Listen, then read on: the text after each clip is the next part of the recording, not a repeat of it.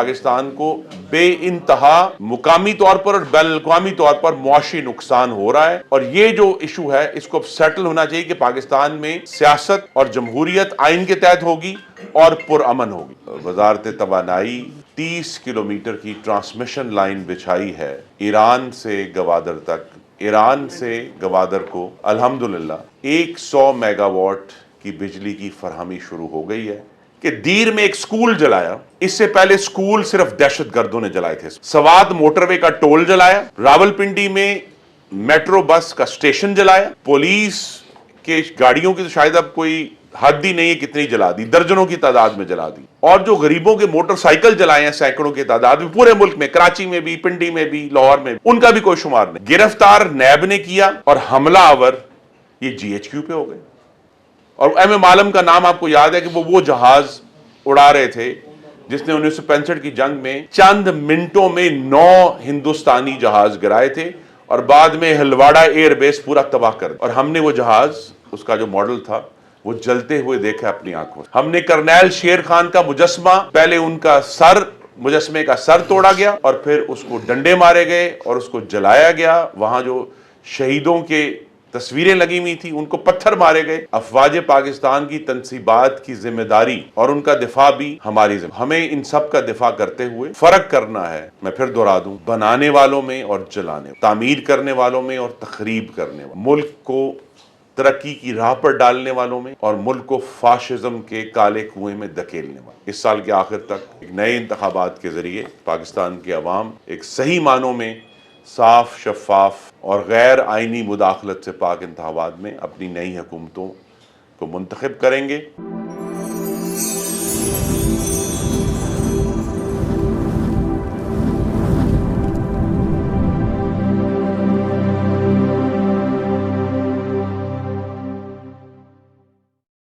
बिस्मिल्लाहिर्रहमानिर्रहीम। प्यारे वेखन वालेओ, साडी हुकूमत पाकिस्तान ने इस्लामी जमहूरिया ईरान तो गवादर दी बंदरगाह दे मुकाम दे उत्ते जिहड़ा इलैक्ट्रिसिटी दी इंपोर्ट दा मनसूबा बनाया है, जिहदा कि इफ्तिताह वज़ीर आज़म पाकिस्तान ने ते ईरान दे सदर ने चंद दिन पहले कीता है, उहदे बारे एक प्रैस कॉन्फ्रेंस होने जा रही है गैपको ऑफिस गुजरांवाला दे विच। हुणे इत्थे गैपको दे हैडकुआटर गुजरांवाला दे विच जनाब खुरम दस्तगीर खान जिहड़े कि साडे वफाकी वज़ीर तवानाई ने, वो तशरीफ लियाणगे ते एक प्रैस कॉन्फ्रेंस करनगे जिहदे विच ओह इस पाक ईरान मनसूबा बारे सानू जानकारी देणगे। इस तो इलावा 9 मई दे जिहड़े सानहात ने उहदे बारे की इंप्रूवमेंट होई है उहदे बारे भी सानू दसणगे। आओ तुहानू नाल लै के अंदर चलीए ते गैपको दे कमेटी रूम दे विच तुहानू खड़ के ते तुहानू वफाकी वज़ीर तवानाई खुरम दस्तगीर खान दी प्रैस कॉन्फ्रेंस सुनवाइए ते विच तुहाडी शिरकत करवाइए। आओ साडे नाल।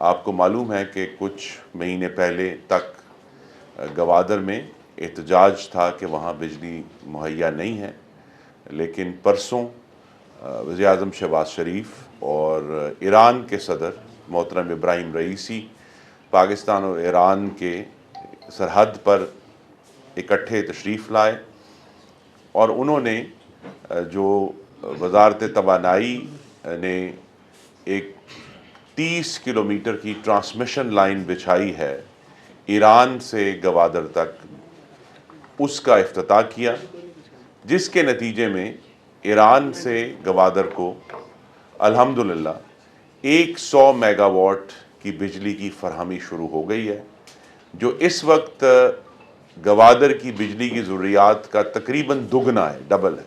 तो लिहाजा आने वाले सालों में, अभी अगले चंद साल के लिए गवादर में अब बिजली वाफर मौजूद है, और जिसके नतीजे में हमें ये उम्मीद है कि गवादर की जो आने वाली तरक्की है, मसलन वहाँ बहुत सारी मनसूबाबंदी है, नई सनतें लगाने का जो पोर्ट का सारा मामला है, اس کے لیے بھی بجلی درکار تھی. تو لہٰذا یہ ایک گوادر کے لیے, اس پورے ریجن کے لیے, بلوچستان کے لیے ایک خوشحالی کا نیا دروازہ کھلا ہے پرسوں. اور یہ جو 100 میگا واٹ ہیں, اس ٹرانسمیشن لائن پہ 2 ارب روپے کی لاگت آئی ہے. ہم نے اس پہ 93 جو پائلونز ہیں, جو پول ہیں, ان کو باقاعدہ ان کی بنیادیں بنا کر وہاں استادہ کیا ہے. ایران نے اپنی سائٹ پر ایک گریڈ سب اسٹیشن قائم کیا ہے اس بجلی کی فراہمی کے لیے. اور میں یہ بھی آپ سب کے سامنے رکھنا چاہتا ہوں کہ یہ مشکل ترین حالات میں یہ ٹرانسمیشن لائن جو تھی, جس میں آپ کو معلوم ہے کہ پچھلے سال بارشیں بھی بہت غیر معمولی ہوئیں, ان علاقوں میں سیلاب آیا جہاں آج تک کسی نے سیلاب دیکھا نہیں تھا, لیکن اس کے باوجود ہم نے 4 مہینے کی قلیل مدت میں یہ ٹرانسمیشن لائن مکمل کر کے جو وعدہ شہباز شریف نے پچھلے سال کیا تھا گوادر کے عوام سے, وہ پورا کر دیا ہے. یہ پروجیکٹ نیا نہیں ہے. اس پروجیکٹ میں جو 2018 سے 22 تک غریب دشمن اور ترقی دشمن حکومت تھی, اس میں بھی انہوں نے ایک مجرمانہ غفلت اور کوتاہی برتی, جس کا پھر نتیجہ یہ ہوا کہ مجھے شہباز شریف صاحب نے پچھلے سال جون میں تہران بھجوایا, اور ہم نے اس جو ٹرانسمیشن لائن ہے اس کے معاہدے کو از سر نو دیکھا, اس پر دستخط کیے, جس کے نتیجے میں ہم نے یہ ٹرانسمیشن لائن بنا دی ہے. اور ہمیں یہ امید ہے کہ انشاءاللہ یہ نہ صرف جس طرح میں نے کہا کہ گوادر کے رہنے والوں کے لیے خوشحالی کا پیغام ہے, بلکہ پاکستان اور ایران کے تعلقات کے لیے بھی یہ انتہائی خوشائند ہے. کیونکہ یہ جسے ہم کنیکٹیوٹی کہتے ہیں, رابطہ کہتے ہیں, یہ جو اب ہماری توانائی کی کنیکٹیوٹی ہے, یہ انشاءاللہ ایک مشترکہ خوشحالی جو ایران کی سائیڈ ہے وہاں بھی جو اس کے اثرات جو ہیں وہ انتہائی مثبت ہوں گے. یہاں یہ بھی یاد کرانا ضروری ہے کہ جب سے شہباز شریف صاحب نے یہ ذمہ داری سنبھالی ہے, ہم 3800 میگا واٹ اضافی بجلی سسٹم میں ایڈ کر چکے ہیں. اور یہ ساری کی ساری بجلی سستی بجلی ہے, مقامی بجلی ہے, اور وہ بجلی ہے جس کے لیے ہمیں ہر مہینے باہر سے ایندھن امپورٹ نہیں کرنا پڑتا. اور یہ سارے وہ پروجیکٹ مکمل کیے گئے ہیں جو 2013 سے 18 تک محمد نواز شریف کی حکومت میں جن کا آغاز ہوا تھا. تو ایک اس میں پروجیکٹ جو ہے وہ پانی کا پروجیکٹ ہے, جو کروٹ ہائیڈرو الیکٹرک, جس کا افتتاح پچھلے سال شہباز شریف صاحب نے کیا تھا. 720 میگا واٹ وہ ہیں. اس کے بعد K3 نیوکلیئر کے 1100 میگا واٹ ہیں, وہ سسٹم میں آئے ہیں. اور سب سے اہم ترین جو ایک اور نیا دروازہ ہم نے کھولا ہے وہ یہ ہے کہ تھر سے اس ایک سال میں 1980 میگا واٹ نئے سسٹم میں ایڈ ہوئے ہیں. کیونکہ شنگھائی الیکٹرک ایک اور منصوبہ جو 1320 میگا واٹ کا مجرمانہ غفلت کا شکار تھا, وہ مکمل ہوا فروری میں. وزیر اعظم اس کا افتتاح کر چکے ہیں. اور ٹیل نووا اور تھل کے پروجیکٹ 330 میگا واٹ ایچ, وہ بھی دونوں جو ہیں ان کا افتتاح بھی شہباز شریف صاحب اس سال میں کر چکے ہیں. تو جو اہم بات ہے جو آپ کے توسط سے پہنچانا چاہتے ہیں عوام تک اور ناظرین تک, کہ پاکستان کی ترقی اور اس کے مستقبل میں سرمایہ کاری کا جو عمل غریب دشمن اور ترقی دشمن حکومت نے 2018 سے 22 تک روک دیا تھا, وہ اللہ تعالیٰ کے خاص کرم سے, نبی کریم صلی اللہ علیہ وسلم کے صدقے وہ جاری ہو گیا ہے. اور وہ تمام پروجیکٹس ہیں وہ مکمل ہو رہے ہیں اور تیزی سے مکمل ہو رہے ہیں. اور ایک اور پروجیکٹ جو ہم نے ابھی جس کا افتتاح انشاءاللہ آنے والے دنوں میں آپ دیکھیں گے ہوگا, ریکارڈ ٹائم میں, جس طرح پاکستان کے انتہائی جنوب مغرب میں ہم نے یہ پاکستان ایران کی یہ ٹرانسمیشن لائن بچھائی ہے, ہم نے پاکستان کے انتہائی جنوب مشرق میں تھر سے مٹیاری تک 220 کلومیٹر کی لائن, غالباً پاکستان کی تاریخ میں اتنی تیزی سے کوئی ٹرانسمیشن کا منصوبہ مکمل نہیں ہوا. 220 کلومیٹر ہم نے 3.5 مہینے میں ماشاءاللہ بچھا کر مکمل کر دیے ہیں. وہ انرجائز بھی ہو گئے ہیں. اور ان کو بنانے کا مقصد یہ تھا کہ تھر سے انشاءاللہ جو اس وقت بجلی پیدا ہو رہی ہے 2600 میگا واٹ, اور آنے والی جو بجلی ہے اس کی ابھی سے تیاری کی جائے کہ ہمیں جو ٹرانسمیشن کی کمی کی وجہ سے ہم وہ بجلی فراہم نہ کر سکیں. تو اللہ تعالیٰ کرم سے وہ لائن بھی مکمل ہو گئی ہے اور انشاءاللہ اگلے چند دنوں میں اس کا افتتاح بھی ہو جائے گا. اور ان تمام پروجیکٹس کا جو ایک دوسرا بہت اہم زاویہ ہے وہ یہ ہے محترم حضرات کہ پاکستان بنانے والے اور پاکستان جلانے والوں کے درمیان فرق واضح ہو گیا ہے اگر آپ کی بینائی قائم ہے کہ کون لوگ بنانے والے ہیں اور کون لوگ جلانے والے ہیں، کون لوگ تعمیر کرنے والے ہیں اور کون لوگ تخریب کرنے والے ہیں، اور کون لوگ جمہور کی بات کرتے ہیں اور کون لوگ فاشسٹ ہیں. کیونکہ یہ بات سب کو واضح ہونی چاہیے کہ 9 اور 10 مئی کو ہم نے کوئی قدرتی عوامی رد عمل نہیں دیکھا. پاکستان کی سڑکوں پر چند درجن سے کسی ایک جگہ بھی چند درجن یا چند 100 سے زیادہ افراد نہیں آئے.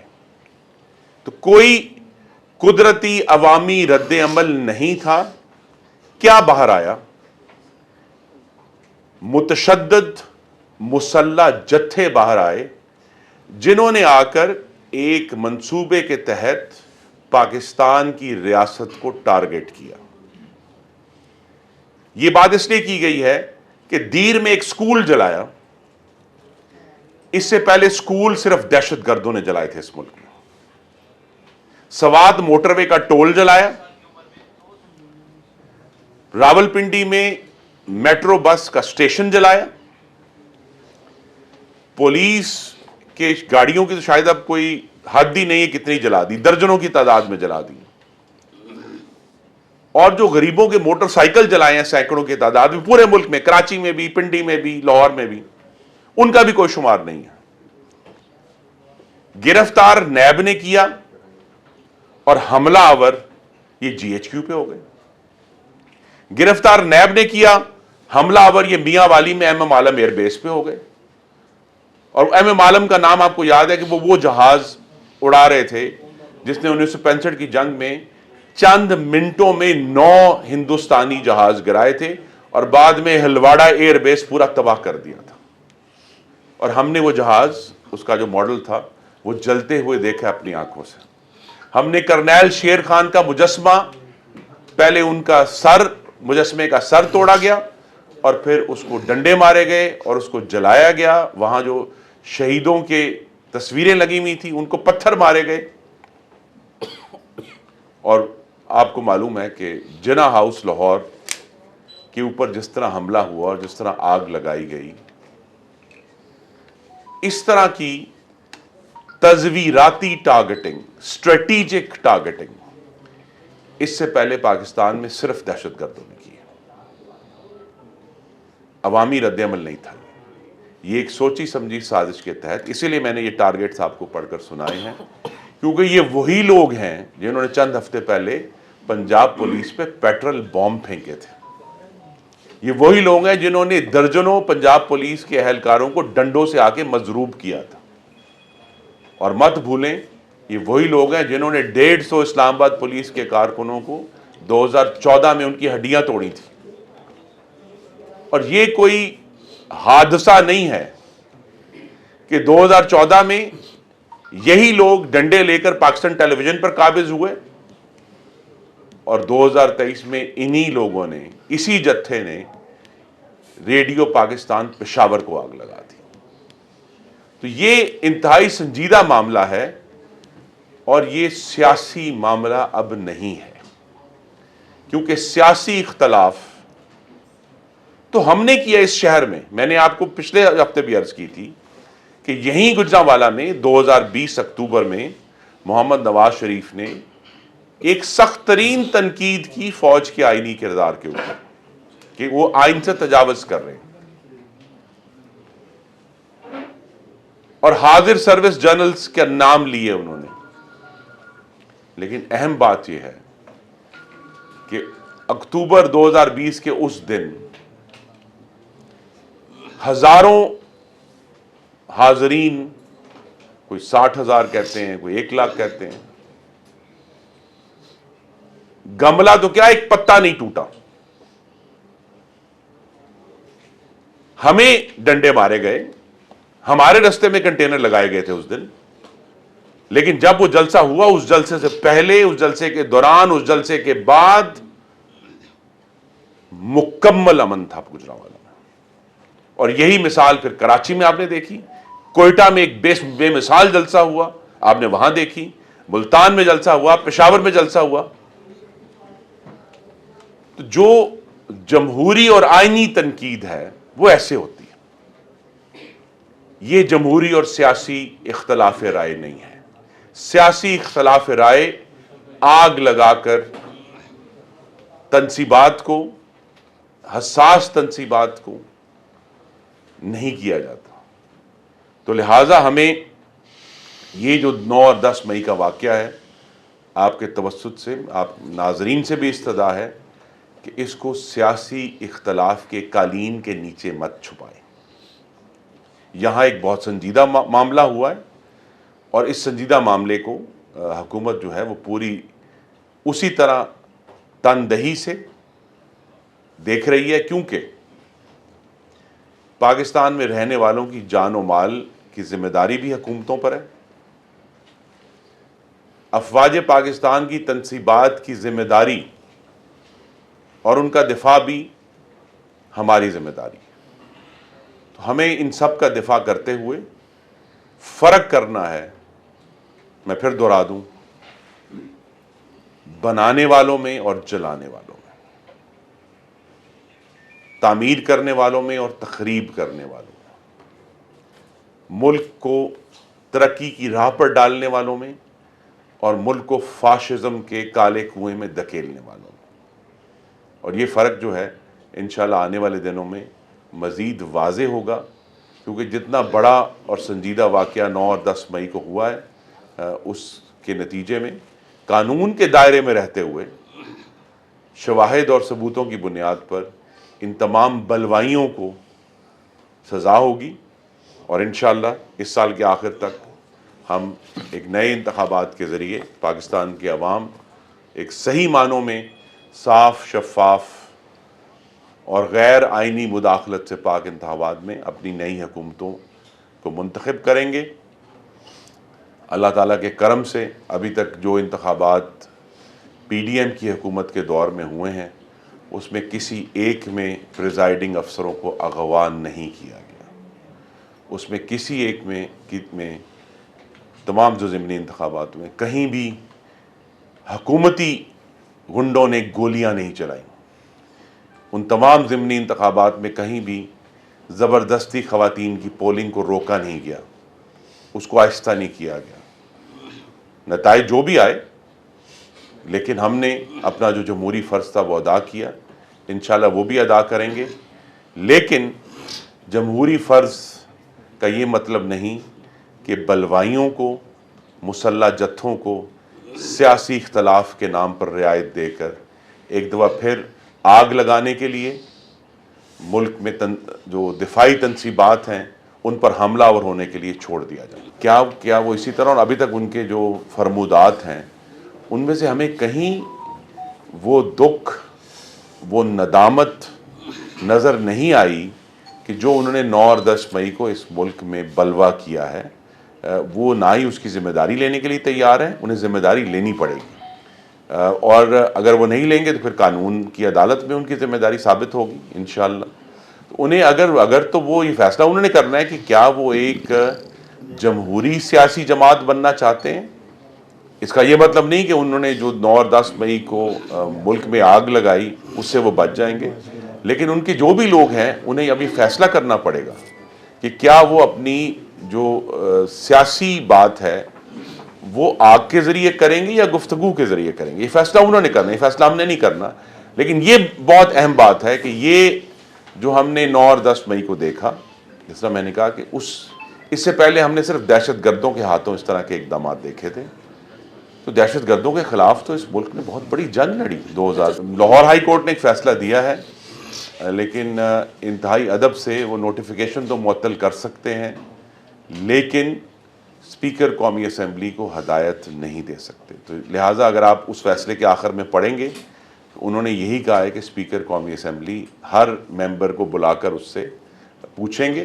तो ये बराह रास्त सवाबदीद है स्पीकर कौमी असम्बली की, इसका हुकूमत से भी कोई इंतज़ामी ताल्लुक़ नहीं है।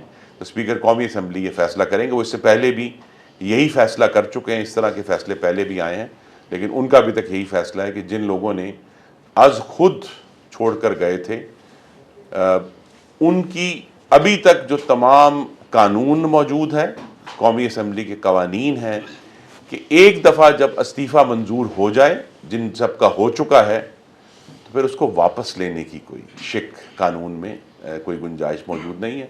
दूसरा ये है कि मुझे ये तवक्को है कि हुकूमत पंजाब जो है इस मामले को उन्होंने एक आप सबके सामने इस मामले को पुरअमन तरीके से हल करने की कोशिश की है, लेकिन अगर ये मामला पुरअमन तरीके से हल नहीं होता और मुस्तकिल मज़ाहमत होती है, जिस तरह हम पेट्रोल बम की सूरत में और गुलेलों की सूरत में और डंडों की सूरत में देख चुके हैं, तो फिर कानून अपना रास्ता लेगा। ये जो मामला उठा है ये अल्लाह ताला हमारी मदद करे।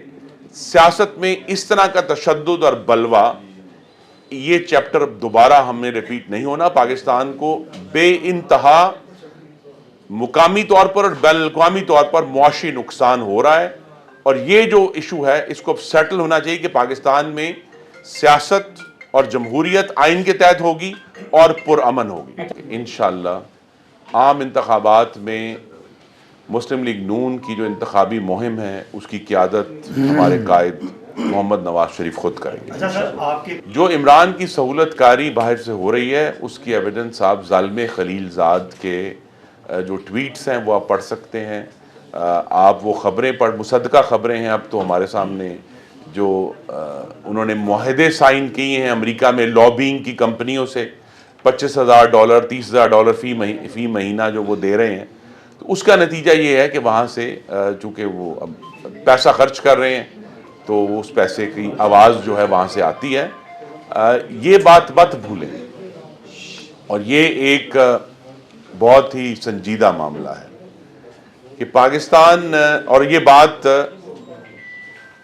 इमरान खान ने हम सब को और पूरी कौम को ब्लैकमेल करने के लिए एक से ज़ायद दफ़ा की है कि भाई अगर एक न्यूक्लियर मुल्क में इस तरह की खराबी और गड़बड़ होगी तो क्या होगा।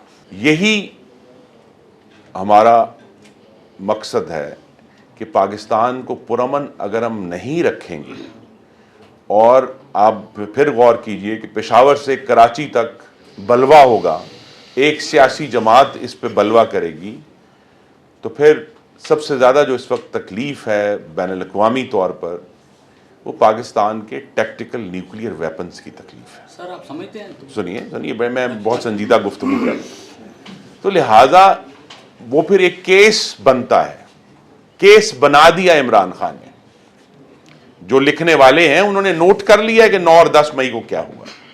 तो लिहाजा अगली दफ़ा जब ये गुफ्तगू कभी इस पैराए में होगी तो ये उठाया जाएगा कि अगर इस तरह एक सियासी जमात उठकर पूरे मुल्क को आग लगा सकती है तो इस मुल्क के टैक्टिकल न्यूक्लियर वेपन्स जो हैं वो महफूज नहीं है।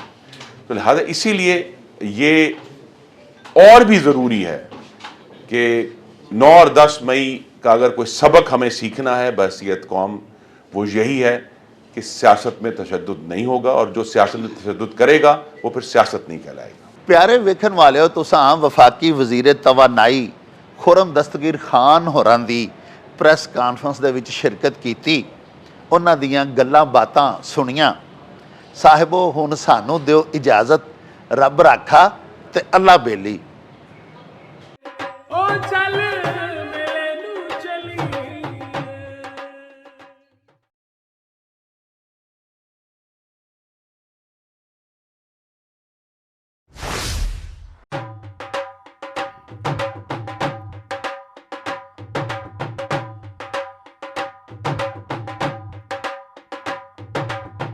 रौनक हो जाऊं चट में चल मेले नू चलिए ओ रौनक हो जाऊं चट में चल मेले नू चलिए